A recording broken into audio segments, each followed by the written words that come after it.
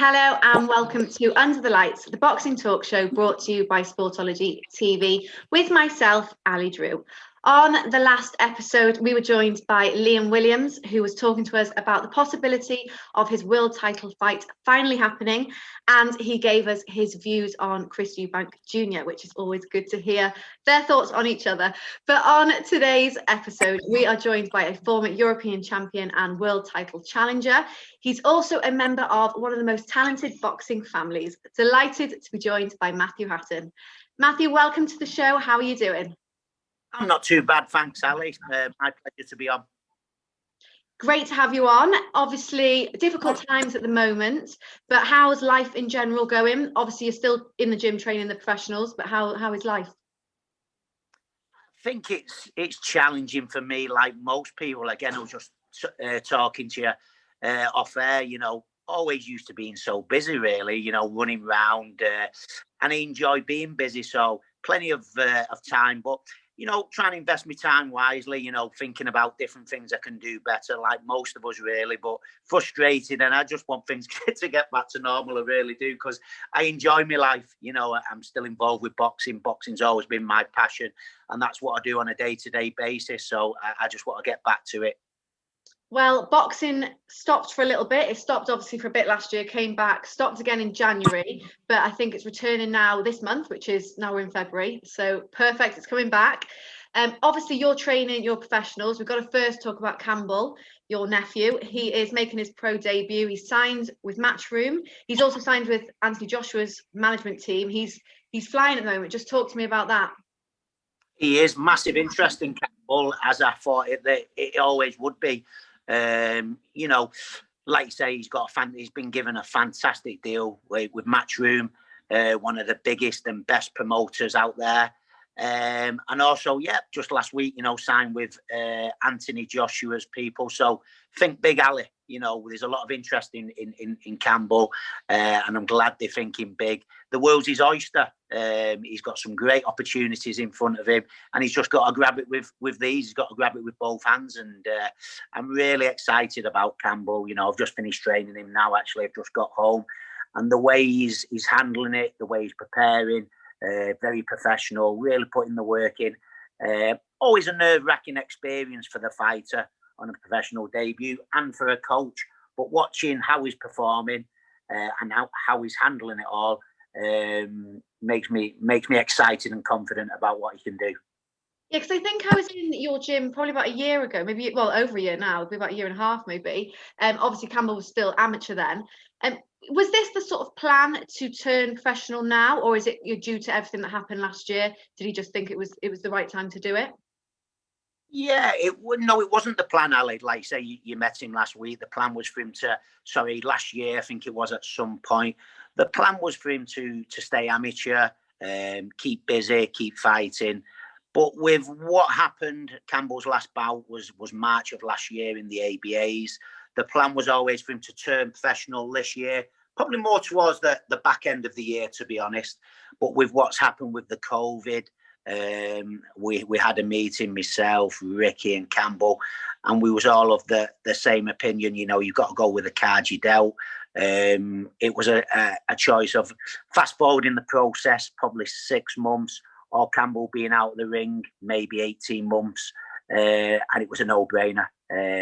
When guys turn professional, Campbell's not, been the most experienced amateur, even though he's had a solid amateur background. What Campbell doesn't lack, though, is physical strength. And what some fighters do when they turn professional, they lack a little bit of the man's strength and things like that. Technically, they're very good, but they can be out-muscled and outmanned a little bit. That's not a concern that I have with Campbell. He's definitely strong enough. He still technically needs quite a lot of work, but he's picking things up really, really quickly. So, no, it wasn't the initial plan, but with what's happened, you have to rethink.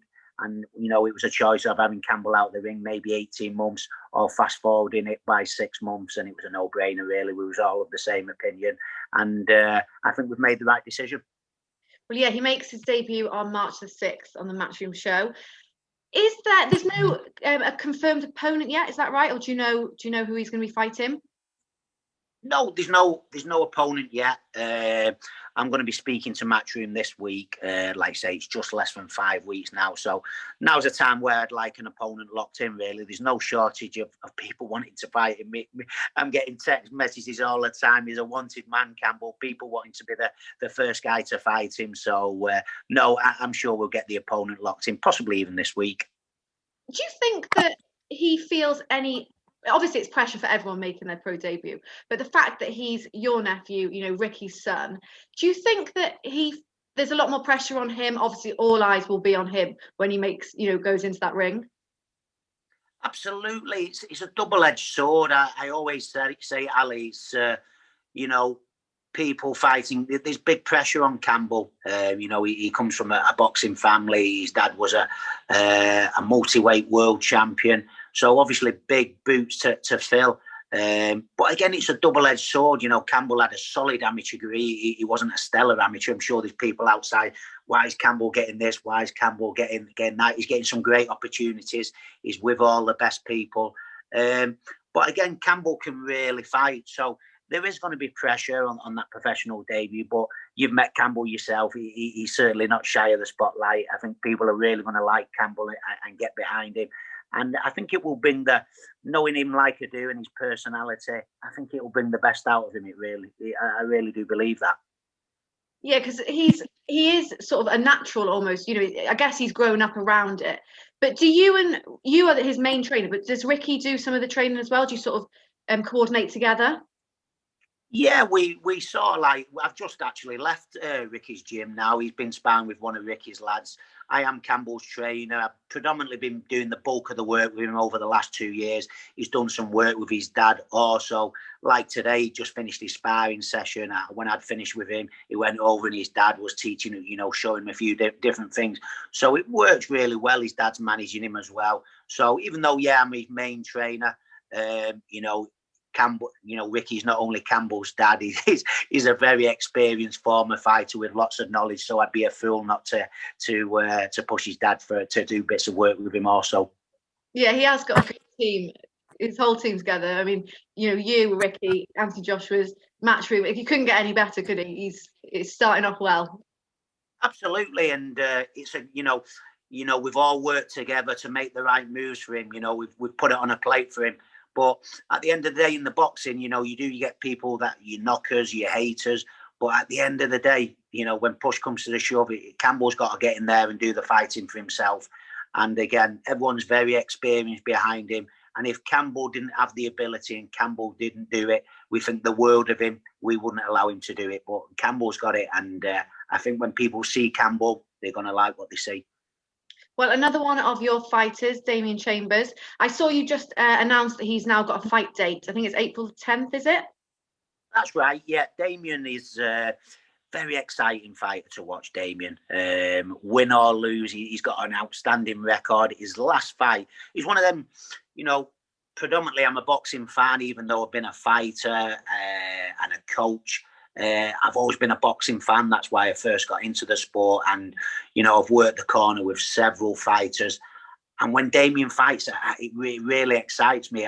As his trainer and as a boxing fan, he's a great fighter to watch. If people need the boxing fix, get on YouTube and check out his last fight, his Central Area title fight against Jay Farrell.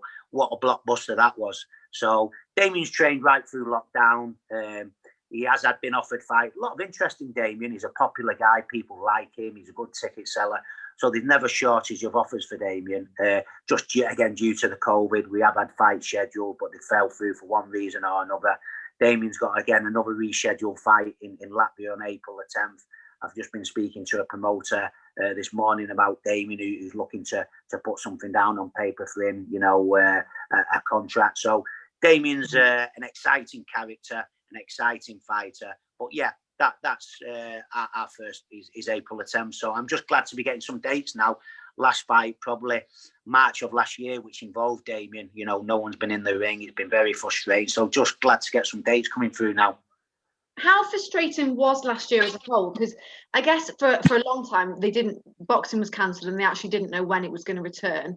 When it did return, it was behind closed doors. But how frustrating was it having dates, then them getting cancelled, and sort of keeping the fighters like motivation in the gym? Yeah, very difficult. Because, like you say, and that was part of the reason why we decided to fast forward Campbell's. Because even though he was working with myself in the gym, working well, every fighter needs something to go for. You know, they don't have that same focus, that same intensity in the training. And I thought, we can't be going like this for the next 12 months. We need something for Campbell to aim for. And again, that's the same for any fighter. I've got Luke Evans in my stable as well, who's 10-0, a really good fighter, very, very skillful.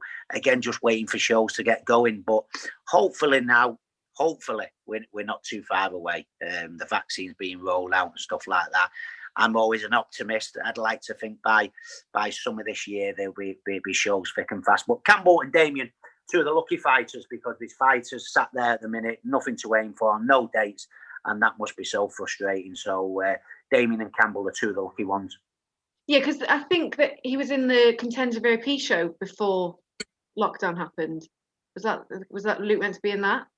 It was, yes, it was. But again, now I train Luke. Steve Woods manages him, so Steve will be one of the promoters. I think we'll be one of the first promoters once we can start getting a few crowds back in there to start promoting. And Steve really rates Luke, as I do myself. And Luke's a very talented fighter. We're looking at getting Luke. Again, he's had injury problems, hasn't boxed for a long time. Looking to get him out pretty quickly, really, and then again get him into a big fight this year. And I suppose the one downside to Campbell making his pro debut is that it's going to be behind closed doors, which is such a shame. Do you think that, obviously he's not going to really know any different because it is his pro debut, but it's a shame. But do you think that the sort of behind closed doors atmosphere is going to affect any of your fighters? I don't think so. No, I mean, any sportsman wants to, or sports person, man, woman, likes to perform in front of a live gate, don't they? But will it affect their opponent performances? In reality, I don't think so. I mean, a professional debut is a nerve-wracking experience anyway. It's on a big, big show. But again, like we touched on before, Campbell will definitely excel in front of a crowd. And people are itching to get behind Campbell. They really are. The Manchester people love the boxing, and they've always got behind the fighters. My brother, famously, of course, a fantastic fan base. More recently, Anthony Crolla was developing a good fan base at the arena. I think there's a void there in Manchester. People want to get behind somebody, and why not Campbell? He's a proper man. There's no doubt in that. Again, he's a real character, and he can fight. So maybe the glory days can come back to Manchester like his dad had. And Ricky actually touched on it in the sort of press conference they did. But Campbell is the spitting image of Ricky when he was like, it's scary how similar they are. Because obviously you just get used to, Ricky nowadays, what he looks like. And sort of you think, yeah, they're similar. But then you actually look at certain photos and you're like, oh my God, it's the same person. They're so similar. They've got the same sense of humour. They look alike. The Chrome Ranger, he takes the piss out of me something rotten all day. But he's a good fun. He's my nephew, and I think the word of him. But he's a really good fun to have around the gym, and he's going to be a great addition to British boxing. I think people are going to really like him. But again, I wish I had a gym full like Campbell. Great work ethic, really, really has. He works very hard. He's really putting the work in the gym. Good fun. But he can really, really fight. So I'm very excited about Campbell. He's got a great attitude to training, which you do find is lacking in some of the fighters coming through these days. I don't think mentally the strongest, mentally the toughest. They like putting the pictures here, there and everywhere. But in reality, they don't put the work in my opinion, what they should be doing. But Campbell's putting the work in, and I'm sure you'll see that on fight night, that see him produce the goods. Can't wait. Well, just looking ahead to some other fights that possibly could happen this year. And there's a lot of talk of Canelo, one of your famous opponents. You went the distance with him. Obviously, he had the fight with Callum Smith before the Christmas. I think the 19th of December it was. What do you sort of make of the fighter he's become, and who are you wanting him? Who do you want him to fight next? I think. When I boxed him, Ali, I knew straight away I was in there with a very special fighter. After the fight, people say to me now, are you surprised what he's gone on to achieve? The answer is no, because he was such a fantastic all-round fighter, even then as such a young man. So it hasn't surprised me what he's gone on to achieve. The quality of opposition he's facing, he's getting better all the time. And, I never say anybody is unbeatable, but around them, I'm going to contradict myself here, around them kind of weights, I think he pretty much is now. I think he's sort of at that level. You never see him hurting fights. You never see him picking up cuts. You don't see any weaknesses. You just see him getting better and better. He's got Yildirim coming up. I certainly don't see him having any problems there. I've always said it. The fighter that I do see possibly giving him problems, and there's talk of it at the minute, is Billy Joe Saunders. I've said it for years, that kind of style.